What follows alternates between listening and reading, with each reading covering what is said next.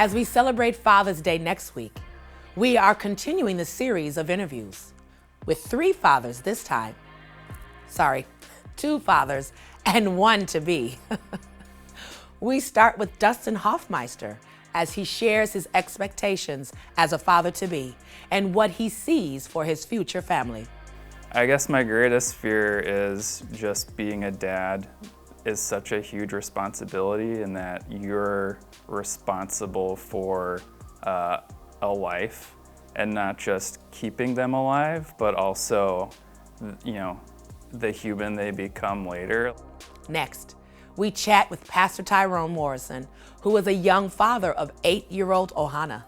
He shares his experiences and challenges.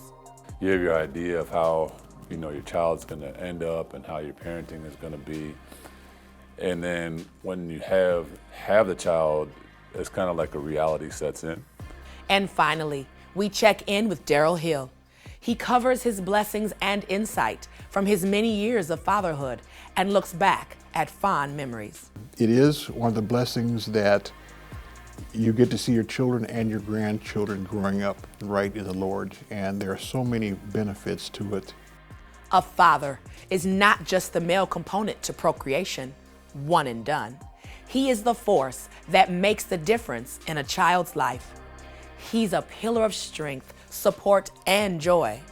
The most important thing, right, is you're preparing your children to be successful in the world, and that is they can take care of themselves, and the way that they treat other people is something that you can be proud of. I think that as parents, we have to understand what makes our child tick. I think one of the problems today with people as men don't know their role that they should play, and a lot of them aren't seeking God for that information. And I think if you seek the Lord, and there's a lot of examples of how to be a good father. I've not been through the process yet, but I guess for me, I just want to continue to be myself when I'm a father. I'm sure there'll be stressful times and things like that, but I want to kind of remain the same person I am. Even as a father and as a parent, it's important to be in agreement with that other parent, with your spouse,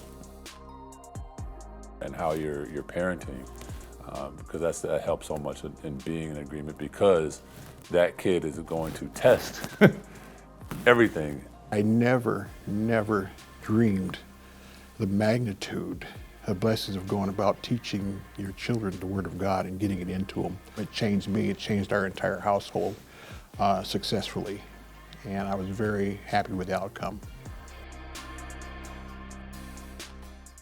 A good father loves his children, using tough love when needed. Through the power of his words, he teaches, guides, and leads by example, leaving a mark on the hearts of the next generation. Join us next week as we conclude the series on fathers.